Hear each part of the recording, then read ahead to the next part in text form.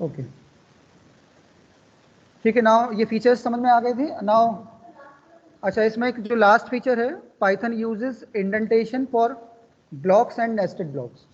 तो इसका क्या मीनिंग होता है कि what is the meaning of indentation and what is the meaning of block. ठीक, तो इंडेंटेशन से क्या मतलब है और ब्लॉक से क्या मतलब है।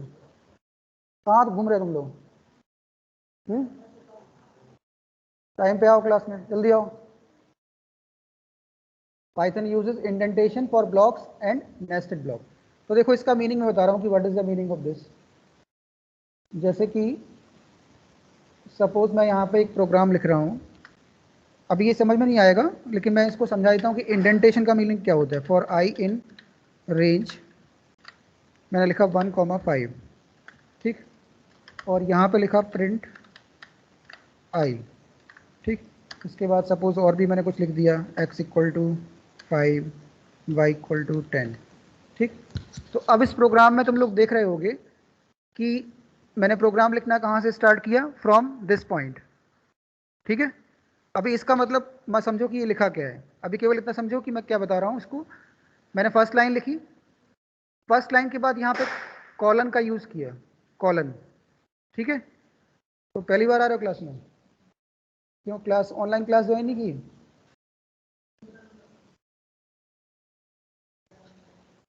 अच्छा, और तुम कल आए थे? अच्छा ठीक। तो देखो यहाँ पे जैसे मैंने ये, इसको बोलते हैं जो दो डॉट्स लिखे हैं ना, इसको बोलते हैं कॉलन। जैसे सेमी कॉलन होता है, इसको बोलेंगे कॉलन। तो जब हम कॉलन से कोई चीज़ स्टार्ट करते हैं, जैसे मैंने कॉलन लगा दिया यहाँ पे, तो ये क्या कहलाएगा, ये जो फॉर है इसको हम बोलेंगे कि ये ब्लॉक स्टेटमेंट है। हाँ, जैसे मान लो कि एग्जाम्पल समझ के चलो, जैसे मैंने यहाँ लिखा x और इसके आगे ये कॉलन लगा दिया, तो ये क्या हो गया, ब्लॉक स्टेटमेंट हो गया, ठीक है। ब्लॉक स्टेटमेंट हो गया। अगर किसी भी चीज़ के आगे मैंने कॉलन सिंबल यूज़ किया है तो वहाँ से क्या होता है, ब्लॉक स्टार्ट हो जाता है। अब ब्लॉक का मतलब ये होता है कि अब जो भी स्टेटमेंट मैं राइट करूँगा वो इस ब्लॉक का पार्ट होंगे। ब्लॉक क्या होता है, ग्रुप ऑफ स्टेटमेंट्स होता है। ब्लॉक का मतलब है ग्रुप ऑफ स्टेटमेंट्स। तो जब भी हम ब्लॉक बनाते हैं तो उसके अंदर जो स्टेटमेंट्स होंगे वो उस ब्लॉक का पार्ट होंगे। जैसे कि यहाँ पे देखो मैंने ये ब्लॉक बनाया, तो ये तीनों स्टेटमेंट किसका पार्ट है, फॉर ब्लॉक का। मैंने यहाँ से कौन सा ब्लॉक स्टार्ट किया, फॉर ब्लॉक। तो ये तीनों स्टेटमेंट जो है वो फॉर ब्लॉक को बिलोंग कर रहे हैं, ठीक है। तीनों स्टेटमेंट किसका पार्ट है, फॉर ब्लॉक का। और एक चीज़ और, कि जब मैंने यहाँ एंटर प्रेस किया तो एंटर प्रेस करने के बाद ये वाली लाइन देखो थोड़ी अंदर से प्रिंट हो रही है। उसका अलाइनमेंट ऐसे नहीं आया, एक मिनट, इसका जो अलाइनमेंट है अगर तुम लोग इस तरह से तो नहीं आया ना। क्यों नहीं आया, क्योंकि उसका रीज़न ये है क्योंकि अगर मैं इस तरह से लिख दूंगा, उसको यहाँ पे लिख दूंगा, तो फिर इससे ये क्लियरली समझ में नहीं आएगा कि जो प्रिंट स्टेटमेंट है वो फॉर का पार्ट है कि नहीं, मतलब फॉर को बिलोंग कर रहा है कि नहीं, उसके अंदर है। तो उसे पता लग रहा है कि ये फॉर ब्लॉक के का ही पार्ट है। अगर मैं उसको उसके साथ लिख दूंगा तो क्या होगा कि वो क्लियरली समझ में नहीं आएगा कि that print statement is the part of for block, ठीक है। तो ये उसके अंदर है तो उसके अंदर ही लिखेंगे। अच्छा देखो, अगर मैं कॉलन लगाया, कॉलन लगाया तो ये अंदर की तरफ आ रहा है, लेकिन मान लो मैं कॉलन ये हटा दूं, अब मैं कॉलन मैंने हटा दिया, अब मैं एंटर प्रेस करूंगा तो अब जो इंडेंटेशन है या जो स्पेस आ रहा है वो स्पेस नहीं आएगा। देखो वहीं से आया, सेम पॉइंट से, ठीक है। तो कॉलन लगाने से क्या होता है कि वो स्टेटमेंट जो है वो अंदर आ जाती है, ठीक है। इसे बोलते हैं इंडेंटेशन। हाँ, जैसे मैंने ये कॉलन लगा दिया, अब कॉलन लगाया, कॉलन के बाद अगर एंटर लगाऊंगा तो स्टेटमेंट क्या होंगी, तो उसके अंदर से प्रिंट होंगी, मतलब थोड़ा सा स्पेस के साथ। और अगर मैं कॉलन नहीं लगाता तो क्या होता, वो उसी अलाइनमेंट में आती है, ठीक है। हाँ ठीक है। तो इस चीज़ का ध्यान रखना कि ब्लॉक मीन्स होता है, block is a group of statements. And Python के अंदर जो ब्लॉक स्टार्ट होता है वो किससे होता है, कॉलन के साथ। कॉल जब भी मैंने कॉलन लगा दिया इसका मतलब है वो ब्लॉक स्टार्ट हो गया। और इंडेंटेशन का मतलब ये कि ब्लॉक के अंदर जो हमने स्पेसेस दिए हुए हैं उसे बोलते हैं इंडेंटेशन, ठीक है। Block means group of statements and indentation means they are the spaces inside the block, ठीक है। ब्लॉक के अंदर जो स्पेसेस आते हैं उसे हम बोलते हैं इंडेंटेशन। अच्छा, इसका फायदा क्या है, इंडेंटेशन का फायदा क्या होता है? इंडेंटेशन का फायदा ये है कि ये प्रोग्राम को रीड करना या ज़्यादा रीडेबल बना देता है, उसकी जो अंडरस्टैंडेबिलिटी है उसको बढ़ा देता है। क्योंकि अगर सपोज मैंने प्रोग्राम ऐसे लिखा, मान लो मैं ऐसे प्रोग्राम लिखा, तो अब मुझे ये समझ में ही नहीं आ रहा है कि प्रिंट ये फॉर को बिलोंग कर रहा है कि नहीं कर रहा है, ये x इक्वल टू 5 फॉर को बिलोंग कर रहा है कि नहीं कर रहा है। तो इंडेंटेशन से फायदा ये होगा कि जो भी प्रोग्राम को रीड करेगा उसको क्लियरली समझ में आ जाएगा कि कौन सी चीज़ किस चीज़ को बिलोंग कर रही है। ठीक है ना, मतलब उसको प्रॉपर उसका ऑर्गेनाइजेशन कर दिया, प्रॉपर वे में अरेंज कर दिया। तो इंडेंटेशन का बेनिफिट यही है कि it improves the readability of the program, it makes the program more understandable. ठीक है, मतलब उस प्रोग्राम को कोई भी समझ सके, इसलिए वो इंडेंटेशन का यूज हम करते हैं। ठीक है सर।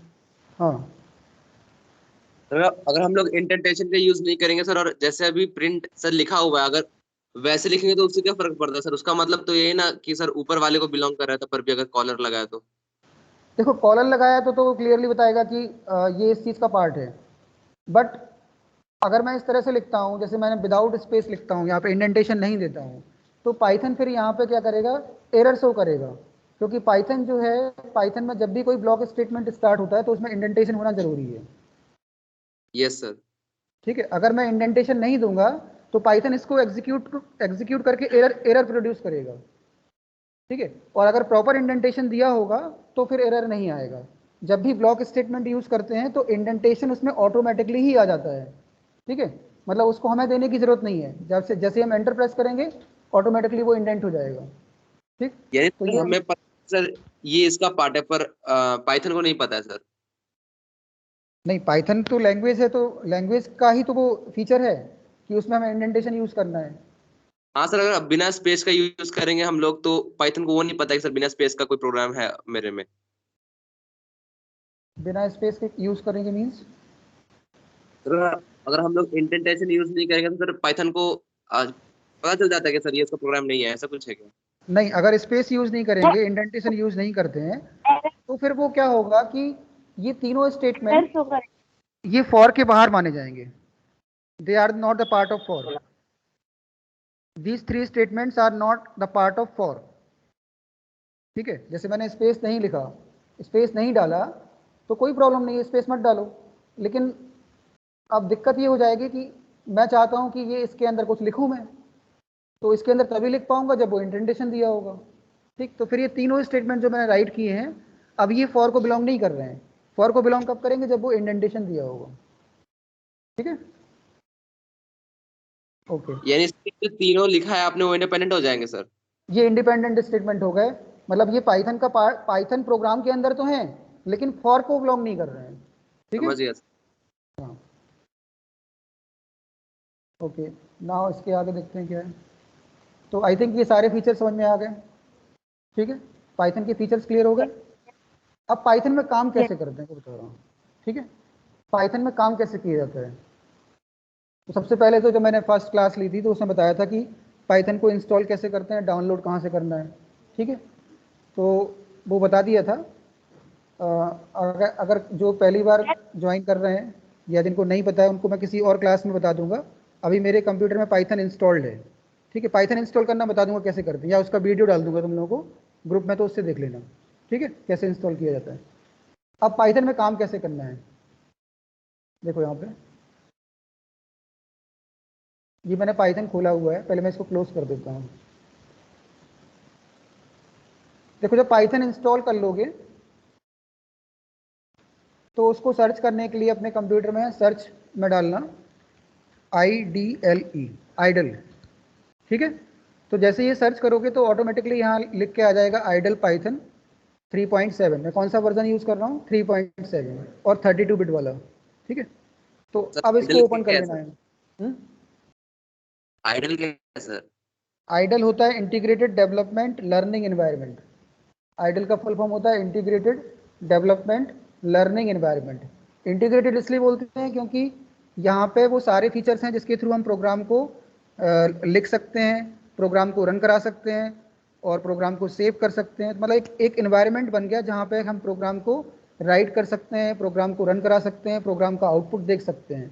इसलिए बोलते हैं इसको integrated development learning environment. IDLE Yes, का sir. फुल फॉर्म होता है integrated development learning environment. Integrated क्यों बोलते हैं? क्योंकि सारे फीचर्स एक ही जगह पे हैं, सारे फीचर्स को एक ही जगह मैंने कंबाइन कर दिया। तो यूजर जो प्रोग्रामर है वो आइडल का यूज करके अपने प्रोग्राम्स को राइट कर सकता है, रन करा सकता है, और उसके जो भी आउटपुट आएंगे वो भी चेक कर सकता है। ठीक है, मॉडिफाई करना, क्योंकि सपोज आज मैंने पाइथन यूज जो कर रहा हूँ, तो हो सकता है कि उसमें कुछ मॉडिफिकेशंस करने हैं। तो क्या होगा कि जो ओपन सोर्स कम्युनिटी है, हाँ डेवलपमेंट ही तो, तभी तो मॉडिफिकेशन होगा ना। मान लो मुझे कोई फीचर आज मेरे सॉफ्टवेयर, हाँ लेटेस्ट हो जाएगा। आज मेरे सॉफ्टवेयर में कोई फीचर नहीं है और मुझे कोई नया फीचर ऐड करना है, तो उसको क्या करेंगे? मॉडिफाई करेंगे, यानी अपग्रेड करेंगे। और अपग्रेड करेंगे तो उसका क्या होगा? नया वर्जन आ जाएगा। ठीक है, तो इसको ओपन कर लेंगे यहाँ से डबल क्लिक करके। अब ओपन जब करेंगे तो देखो यहाँ पे एक वाइट कलर की विंडो आ रही है। ठीक है, और यहाँ पे ये 3 एरो आ रहे हैं इस तरह से। ठीक है, दिख रहा है? अच्छा, तुम लोगों को नहीं दिख रहा होगा, अब दिख रहा है? ठीक है, जब मैंने इसको ओपन किया तो ये 3 एरो आ रहे हैं और ये वाइट कलर की ऐसे विंडो आ जाएगी। यहाँ पे कई सारे ऑप्शन होंगे, फाइल का ऑप्शन है, एडिट ऑप्शन है, सेल है, डिबग है, ऑप्शन है, विंडो है। तो इसमें ज़्यादातर हम फाइल का यूज़ करेंगे और यहाँ पे एडिट ऑप्शन का यूज़ होगा। ठीक, अब ये जो वाला ये 3 एरोज आ रहे हैं, इसको हम बोलते हैं कि ये वाला जो मोड है इसे बोलते हैं इंटरेक्टिव मोड। मतलब अभी जो विंडो खुली हुई है वो उसको कौन सा मोड बोलेंगे? Interactive mode. ठीक है, मतलब अभी हम इंटरेक्टिव मोड में काम कर रहे हैं। ठीक, तो अब मान लो मैंने यहाँ पे इस इंटरेक्टिव मोड में यहाँ पे कोई कमांड लिख रहा हूँ, x=20 लिख रहा हूँ। ठीक है, फिर एंटर का बटन प्रेस किया, मैं लिखा y=40। अब मुझे इन दोनों को ऐड करना है, तो मैं लिखा z=x+y। ठीक, अब मैंने यहाँ z को क्या कर दिया? प्रिंट करा दिया। तो आउटपुट कितना आएगा? 60 आ जाएगा। ठीक है, तो इंटरेक्टिव मोड में क्या हो रहा है कि हम जहाँ पे इनपुट दे रहे हैं वहीं पे हमें आउटपुट मिल जा रहा है, कि उसी प्लेस पे। तो वो क्या हो गया? इंटरेक्टिव मोड हो गया। मतलब जैसे हमने इनपुट दिया तुरंत आउटपुट मिल गया। तो इंटरेक्टिव मोड में अगर प्रिंट नहीं भी लिखेंगे तो भी आउटपुट मिल जाता है। अगर मैं केवल z लिखता हूँ तो भी मुझे 60 मिल जाएगा इंटरेक्टिव मोड में। लेकिन जब मैं स्क्रिप्ट मोड में काम करूंगा तो वहां मुझे प्रिंट लिखना कंपलसरी है। ठीक है, तो this is called interactive mode. Interactive mode में we are writing the statements and at the same time we are getting the output at the same place. ठीक है, अच्छा अब ये इंटरेक्टिव मोड हो गया। लेकिन इंटरेक्टिव मोड का यूज कब करना है? जब हम बहुत छोटे छोटे प्रोग्राम लिख रहे हैं। ठीक है, interactive mode is used to write small programs. ठीक, और अगर हमें बड़ा प्रोग्राम लिखना है तो उसके लिए फिर स्क्रिप्ट मोड यूज करना पड़ेगा। और स्क्रिप्ट मोड आती कैसे? फाइल में जाके न्यू फाइल खोलना है। ठीक है, फाइल में जाके न्यू फाइल ओपन करना है तो हमारा स्क्रिप्ट मोड ओपन हो जाएगा। तो अब ये जो विंडो आ रही है this is the script mode. ठीक है, अब जैसे मैंने पहले प्रोग्राम लिखा था x=20, y=40 और z=x+y। अब यहाँ प्रिंट लिखना पड़ेगा क्योंकि अगर डायरेक्ट z लिखूंगा तो प्रिंट नहीं होगा। ठीक, अब देखो मैं एंटर प्रेस करूंगा तो आउटपुट तो नहीं आ रहा। ठीक, तो इसको क्या करना पड़ेगा? रन कराना पड़ेगा। तो यहाँ रन में जाएंगे और यहाँ लिखेंगे रन मॉड्यूल, या इसका शॉर्टकट है F5। कीबोर्ड से अगर F5 दबाएंगे तब भी रन हो जाएगा। ठीक है, यहाँ पे जाके रन मॉड्यूल में। अब रन कराने से पहले इसको सेव करना पड़ता है, इस फाइल को सेव करना पड़ेगा। तो जब ये फाइल को मैं कोई नाम दे दूंगा, मान लो मैंने x दे दिया। ठीक, तो देखो जब मैंने रन करके इसको सेव कर लिया तो आउटपुट कितना मिल गया? 60 आ गया। मतलब आउटपुट वहाँ भी 60 आ रहा था, यहाँ भी 60 आ रहा। लेकिन इसमें क्या किया? पहले सेव किया फिर रन कराया तब इसका आउटपुट मिला। ठीक है, तो ये वाला जो मोड कहलाएगा वो स्क्रिप्ट मोड कहलाएगा। ठीक है, तो बेस्ट कौन सा होगा? देखो अभी मैंने बताया कि स्क्रिप्ट मोड जो होता है वो लार्ज प्रोग्राम्स के लिए होता है और इंटरेक्टिव मोड जो होता है वो स्मॉल प्रोग्राम्स के लिए होता है। अगर हमें छोटे छोटे प्रोग्राम्स बनाने हैं तो हम इंटरेक्टिव मोड का यूज़ कर सकते हैं।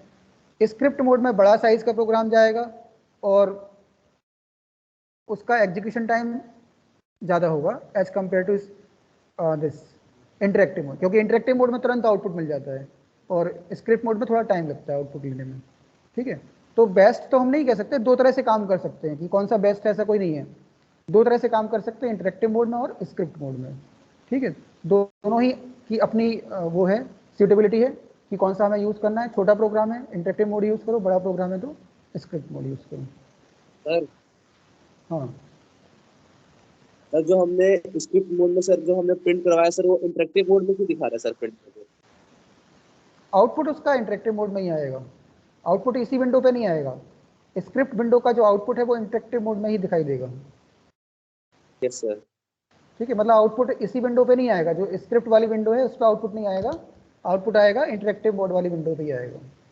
सर ठीक, हाँ उसके बाद हमने यहाँ पर कोई कॉलर नहीं लगाया था सर, यानी कि सारी लाइंस जो इंडिपेंडेंट है सर। हाँ, अभी हमने ब्लॉक यूज़ नहीं की, यहाँ पे कोई भी ब्लॉक यूज़ नहीं किया है, ये सिंपल अलग अलग लाइन्स हैं, मतलब तो ये वाली अलग लाइन अलग है, ये लाइन अलग है, ये लाइन अलग है, ये लाइन अलग है। ठीक है, सर एक लाइन एक दूसरे को बिलोंग कैसे कर रहे हैं सर? बिलोंग नहीं कर रहे हैं, ये इंडिपेंडेंट लाइन से हैं। ये लाइन अलग है, इसका मीनिंग अलग है। इस लाइन से क्या पता लगा कि x की वैल्यू 20 है, दूसरी लाइन ये बता रही है कि y में 40 दिया हुआ है और z equal to x plus y, तो दोनों का सम निकल आया और जो सम आया उसको मैंने प्रिंट कर दिया। अच्छा जी, ठीक है, ओके। तो इस तरह से काम कर सकते हैं इंटरेक्टिव मोड में और स्क्रिप्ट मोड में। प्रोग्राम को रन कैसे करना है बता दिया। फाइल में हमें नई फाइल बनानी पड़ती है, अगर कोई प्रोग्राम हमने पहले से बना के रखा है तो उसको अगर ओपन करना है तो यहाँ ओपन में जाके उसको ओपन कर सकते हैं, बाकी सेव करना है तो सेव। और रन में हमारे पास ये रन मॉड्यूल है। ऑप्शंस में कॉन्फ़िगर आइडल के कुछ फीचर्स इसके बदलने हैं तो वो बदल सकते हैं, जैसे इसका कलर चेंज करना है या फॉन्ट साइज़ बदलना है तो वो किस में जाके करेंगे, ऑप्शंस में, जैसे कॉन्फ़िगर आइडल। जब यहाँ जाएंगे तो हम क्या कर सकते हैं कि जो अभी फॉन्ट साइज़ जो फॉन्ट आ रहा है उसका साइज़ बदल सकते हैं, फॉन्ट का टाइप बदल सकते हैं। ठीक है, तो इस तरह से ये अलग अलग फॉन्ट्स ले सकते हैं। साइज़ अभी कितना है 22 है, तो मैं जो लिख रहा हूँ वो 22 फॉन्ट में आ रहा है। और फॉन्ट कौन सा सेलेक्ट किया है 22 में,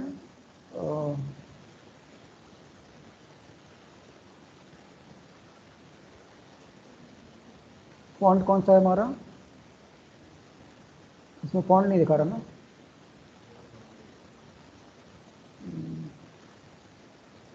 यहाँ से फॉन्ट चेंज कर सकते हो और यहाँ से साइज़ बदल सकते हो।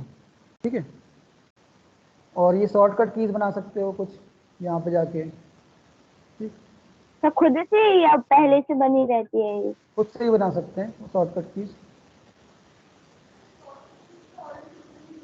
कुछ कम कंट्रोल्स की हैं, जैसे यहाँ से चेक कर सकते हो किसके लिए क्या शॉर्टकट की है। ठीक है, और कुछ अपने भी क्रिएट कर सकते हैं लेकिन वो प्रोग्राम के थ्रू बनेंगी। ठीक, अभी डायरेक्ट नहीं बना सकते उसको। ठीक, जैसे कौन से जैसे पेस्ट करना है तो उसके लिए क्या शॉर्टकट है, और यहाँ पे फाइंड करना है तो ये ऑलरेडी उसमें है। ठीक, वैसे इनका तो सर जो हम ज़्यादा ज़रूरत पड़ेगी नहीं हमें।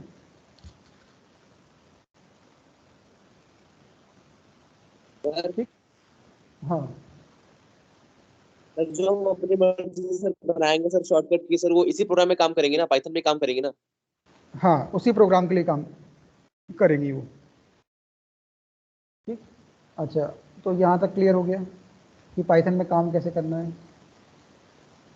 Yes sir. अच्छा, ये 3 एरो आते हैं ना, इसे क्या बोलते हैं, Python prompt. Python prompt, PROMPT। ये जो 3 एरो आते हैं इसे बोलते हैं पाइथन प्रोम्प्ट, PROMPT। ठीक है, तो जो भी इंस्ट्रक्शन है हम इस एरो के बाद ही लिखते हैं इंटरेक्टिव मोड में। तो देखो लिखा है there are 2 ways to use the Python interpreter, first is interactive mode और सेकंड इज स्क्रिप्ट मोड।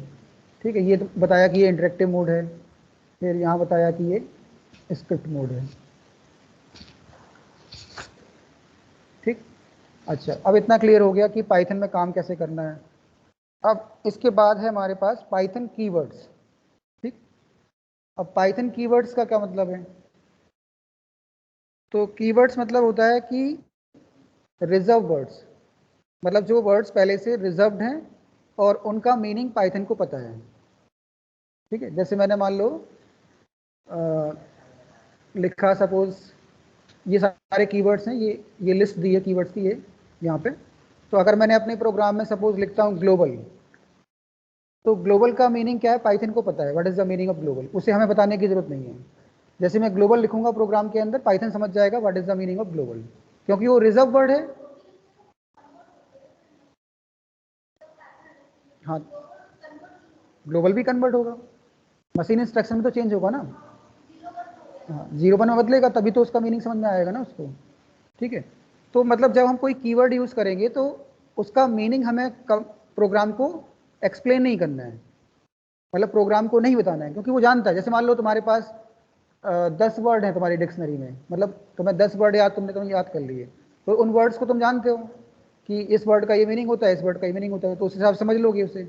ऐसे पाइथन के पास क्या है, ये लिस्ट है, कितने ये सारी ये लिस्ट है पूरी, तो इस लिस्ट में जितने ही वर्ड्स हैं उन सबका मीनिंग पाइथन को पता है, तो इसे बोलते हैं हम keywords. Keywords are the reserved words whose meaning is already defined to the Python interpreter, जिसकी मीनिंग पाइथन इंटरप्रेटर को पहले से पता है। ठीक है, कीवर्ड्स क्या होते हैं, रिजर्व वर्ड्स होते हैं जिसकी मीनिंग पाइथन इंटरप्रेटर को पहले से पता होती है। ठीक है, अब ये कीवर्ड्स जैसे जैसे हम प्रोग्राम बनाएंगे तो वहाँ वहाँ हमारे यूज होंगे, तो इसको ये कीवर्ड्स को लिस्ट हमें याद नहीं करनी, जैसे जैसे हम प्रोग्राम बनाते जाएंगे ये कीवर्ड्स का यूज आएगा तो हमें ऑटोमेटिकली पता चल जाएगा कि ये कीवर्ड है।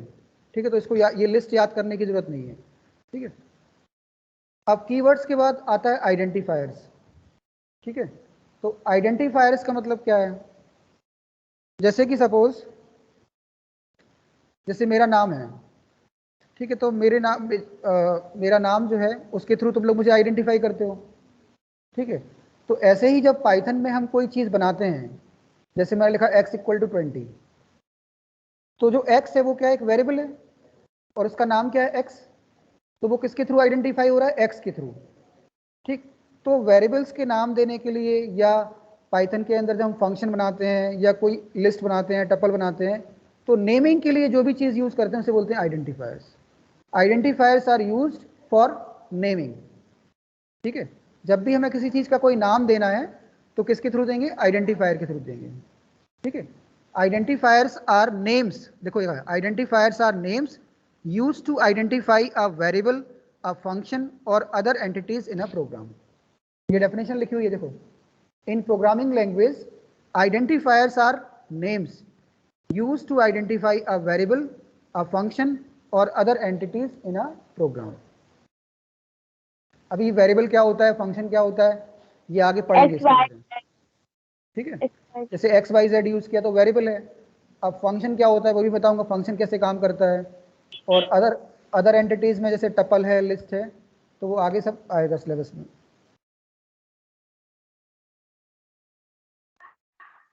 सर जो आपने प्रोग्राम लिखा, प्रोग्राम कौन सा, जब लिखा था प्रोग्राम, हाँ ये प्रोग्राम लिखा है, तो देखो जैसे एक्स है तो एक्स क्या हो गया, आइडेंटिफायर हो गया, वाई क्या है, आइडेंटिफायर है, जेड भी क्या है, आइडेंटिफायर है। ठीक है, लेकिन प्रिंट नहीं है आइडेंटिफायर, प्रिंट तो कीवर्ड है, क्योंकि प्रिंट का मीनिंग पता है उसको। ठीक है, print is a keyword.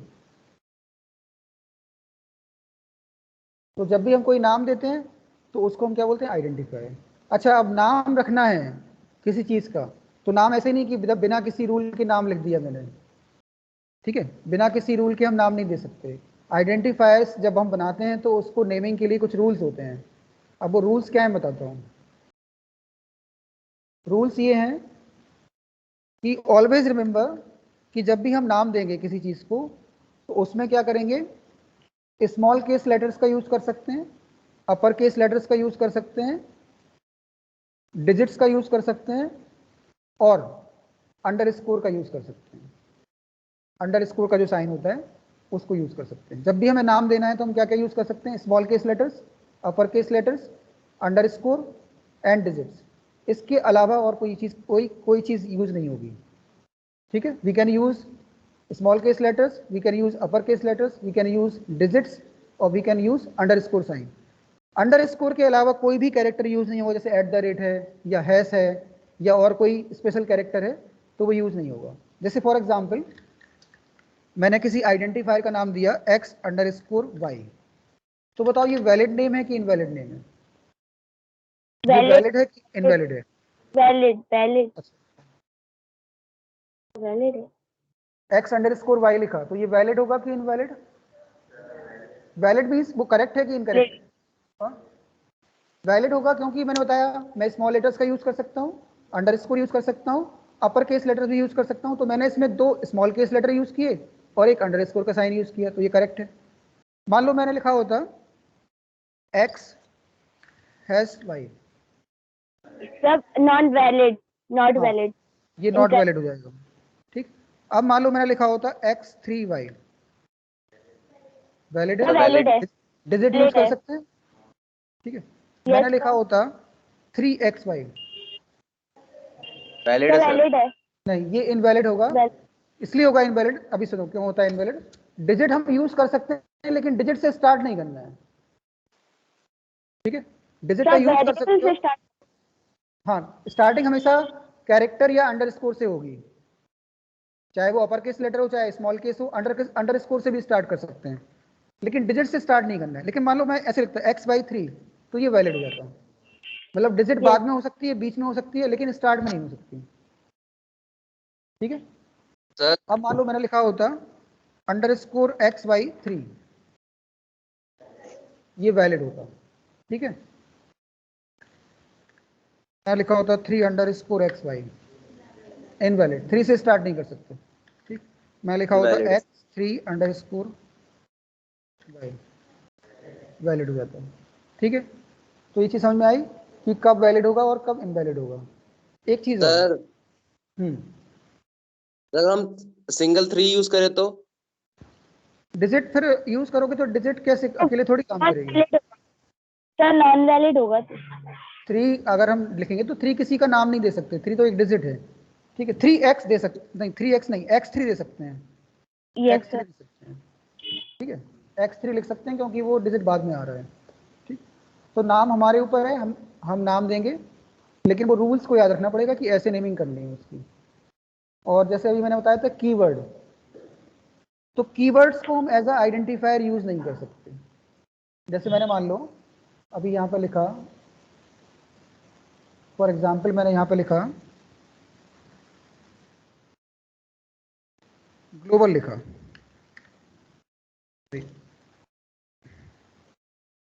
Global, तो मुझे पता है ग्लोबल क्या होता है, कीवर्ड होता है, तो इसको हम एज अ नाम देने के लिए यूज नहीं कर सकते।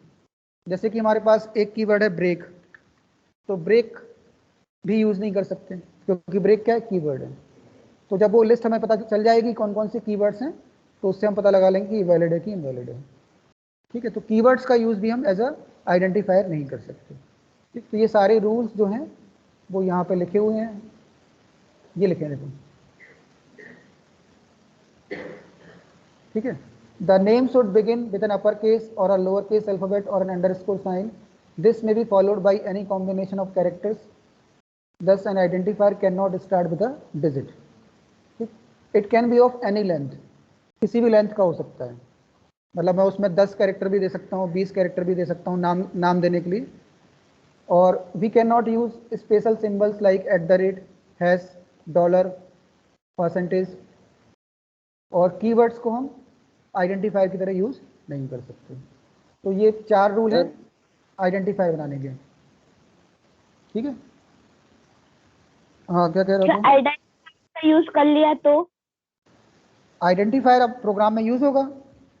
जैसे मैंने अभी प्रोग्राम जब लिखा था, तो जब ये प्रोग्राम लिखा था मैंने ये वाला यहाँ पे, तो मैंने नेमिंग के लिए यूज किए थे ना x y, यस सर।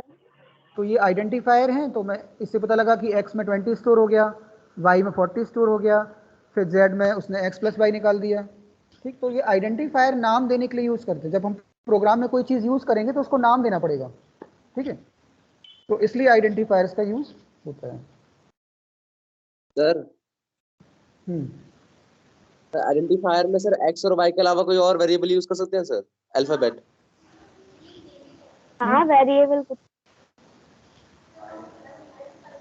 देखो ऐसे दिया, मैंने इसका नाम x दिया, अच्छा मैंने इसका नाम x दिया, ये कोई ज़रूरी थोड़ी है मैं इसका नाम x ही दूँ, मैं इसका नाम p दे दूँ। ए बी सर वेरिएबल है, कोई भी नाम ले सकते हैं ना। Yes sir. भाई मैं कोई वैल्यू स्टोर करना है, कीबोर्ड से मैं 20 जब प्रेस करूंगा तो 20 कहाँ स्टोर होगा? पी में स्टोर होगा। ठीक है, जैसे मैथ्स में लिख दो ना x plus y equal to 12, तो x और y क्या होते हैं? वेरिएबल्स होते हैं, उनकी कोई वैल्यू निकलती है। तो ऐसे ही जब हमें कोई वैल्यू देनी है तो उसको एक वेरिएबल में स्टोर करना पड़ेगा। ठीक है, वो वेरिएबल का कुछ नाम होगा तो उसे हम बोलते हैं आइडेंटिफायर। ठीक है, वेरिएबल के नाम को बोलते हैं आइडेंटिफायर। अब पाइथन के अंदर केवल वेरिएबल ही नहीं होता है, पाइथन में बहुत सारी चीज़ें होती हैं, फंक्शन होता है, अभी आगे लिस्ट पढ़ोगे, टपल पढ़ोगे, तो उनको भी नाम देना पड़ता है। तो नेमिंग के लिए जो चीज़ हम यूज़ करेंगे उसे बोलते हैं आइडेंटिफायर। हाँ, नाम कुछ कोई भी लेटर हो सकता है, कोई भी लेटर यूज़ कर सकते हैं, लेकिन वो स्मॉल केस या अपर केस ही होना चाहिए। ठीक है, ओके, चलो ठीक है। अब यहाँ तक हो गया। अब वेरिएबल्स तो पता ही है तुम लोगों को। ठीक है, वेरिएबल क्या होता है? वेरिएबल जो होगा उसका पहले तो एक नाम होगा। ठीक है, दूसरी चीज़, वेरिएबल जो होता है वो अपने अंदर एक वैल्यू स्टोर करता है। ठीक, तीसरी चीज़ कि जब वो वैल्यू स्टोर कर रहा है तो मेमोरी के अंदर, कंप्यूटर मेमोरी है, उसको कोई एड्रेस मिल जाता है। जैसे हमारी कंप्यूटर की जो मेमोरी होती है, कंप्यूटर में दो तरह की मेमोरी है, एक है हार्ड डिस्क यानी सेकेंडरी मेमोरी, और एक है रैम प्राइमरी मेमोरी। तो जो हमारा प्रोग्राम जब रन करता है तो वो कहाँ होता है? प्राइमरी मेमोरी पे, वो हार्ड डिस्क पे नहीं होता है, प्राइमरी मेमोरी पे। जब प्रोग्राम जब रन करेगा तो वो मशीन लैंग्वेज में चेंज होगा, तो मशीन लैंग्वेज में जब चेंज होता है तो वो मेमोरी पे स्टोर हो जाता है। तो मेमोरी में वो कहाँ पे स्टोर है उसे बोलते हैं उसका एड्रेस। मतलब x इक्वल टू 20 लिखा, तो x इक्वल टू 20 मेमोरी में कहीं पे तो स्टोर होगा, तो उस प्लेस का जो एड्रेस होता है उसे बोलते हैं मेमोरी एड्रेस। ठीक है, तो हमेशा ध्यान रखना कि वेरिएबल का एक नाम होगा, उसकी एक वैल्यू होगी और उसका एक एड्रेस भी होगा। ठीक है, वेरिएबल क्योंकि मेमोरी के अंदर स्टोर होता है तो मेमोरी में उसको एक स्पेस मिलेगा, और उस जो स्पेस है उसका जो एड्रेस है वो कहलाएगा मेमोरी एड्रेस। ठीक है, तो देखिए जैसे इन्होंने वेरिएबल बनाए, मान लो मुझे 3 वेरिएबल बनाने हैं, मुझे कोई वेरिएबल बनाने हैं, देखो मैं बना के दिखाता हूँ कैसे बनाएंगे। जैसे मान लो मुझे एक वेरिएबल बनाना है जो कि किसी किसी आइटम का प्राइस स्टोर करे। तो प्राइस के लिए मैं या तो ओनली पी लिख दूँ, पी इक्वल टू 3000। तो मतलब यहाँ से मुझे पता लगा कि पी क्या एक वेरिएबल है जिसको मैं एज अ प्राइस यूज़ कर रहा हूँ। अगर मुझे क्लियरली बताना है कि ये प्राइस है तो मैं प्राइस भी लिख सकता हूँ, प्राइस, ये भी तो वैलिड नाम होगा, किसी भी लेंथ का हो सकता है। मैं चाहे ओनली पी लिखूँ तब भी वो वैलिड है, चाहे प्राइस लिखूँ तब भी वो वैलिड है। जैसे मान लो मुझे किसी का जेंडर पता करना है कि जेंडर क्या है, तो मान लो जेंडर के लिए मैंने जी लिखा और जी इक्वल टू यहाँ कर दिया एम, मतलब वो मेल कैटेगरी में है। ठीक है, यहाँ याद रखना कि जब भी कोई कैरेक्टर वैल्यू होती है, कैरेक्टर जैसे ये डिजिट है, तो डिजिट को हमें कोट में नहीं लिखना है, लेकिन जब वो कोई कैरेक्टर आएगा तो उसको कोट में लिखना है। जैसे मैंने डबल कोट्स लगाया है ना यहाँ पर, क्यों लगाया? क्योंकि ये कैरेक्टर है इसलिए इसको डबल कोट में लिखा। तो अब यहाँ से क्या पता लग रहा है कि जी इक्वल टू एम, यानी जी की वैल्यू क्या है? एम है, तो उसका जेंडर क्या हो गया? मेल हो गया। लेकिन कई लोग ऐसे भी लिख सकते हैं, पूरा लिखें जेंडर, ये भी करेक्ट है। तो वेरिएबल का नाम हमें देना है, बस वो नाम रूल को फॉलो करे, बाकी वो शॉर्ट नेम है कि बड़ा नेम है उससे कोई फर्क नहीं पड़ता। ठीक है, तो वेरिएबल्स को हम इस तरह हमने बना सकते हैं। ठीक है, ओके, चलो टाइम हो गया क्लास का। सर हमने कोट में क्यों यूज किया है? सर? कोट में एम को क्यों यूज किया सर? क्योंकि एम जो है वो एक कैरेक्टर है, मतलब वो अल्फाबेट है। अगर डिजिट होगा तो नहीं डालेंगे। जैसे मान लो जेंडर, जैसे मैंने प्राइस 3000 लिखा, तो ये 3000 एक नंबर है, तो नंबर को कोड में नहीं लिखना। जब वो कोई कैरेक्टर होगा यानी कोई अल्फाबेट होगा तब उसको हम कोड में लिखेंगे। ठीक है, और सर हम एल को पूरा नहीं लिख सकते सर, एम ए एल नहीं लिख सकते पूरा? पूरा भी लिख सकते हो, मैं तो एम से इंडिकेट कर रहा था, तो उसको समझ। मेल भी लिख सकते हो। ठीक है, वो तुम्हारे ऊपर है, तुम्हें उसको ओनली एम से दिखाना है कि पूरा नाम लिख के दिखाना है उसका। यानी सर ठीक है, जितने भी अल्फाबेट सर, चाहे कोई सा भी वर्ड है, उसको कोट में लिखना है? जब भी कोई कैरेक्टर यूज करेंगे तो उसको हमें कोट्स में ही लिखना है। ठीक है, तो अभी मैं बताऊंगा, अभी स्ट्रिंग्स के बारे में बताऊंगा, तब समझ में आएगा कि स्ट्रिंग्स में क्या होता है, नंबर्स में क्या होता है, उस हिसाब से। ठीक ठीक है, फिर तुम लोग लीव कर दो क्लास, मैं एंड कर रहा हूँ क्योंकि टाइम हो गया क्लास का। ठीक है, लीव कर दो जो भी बच्चे जुड़े हैं।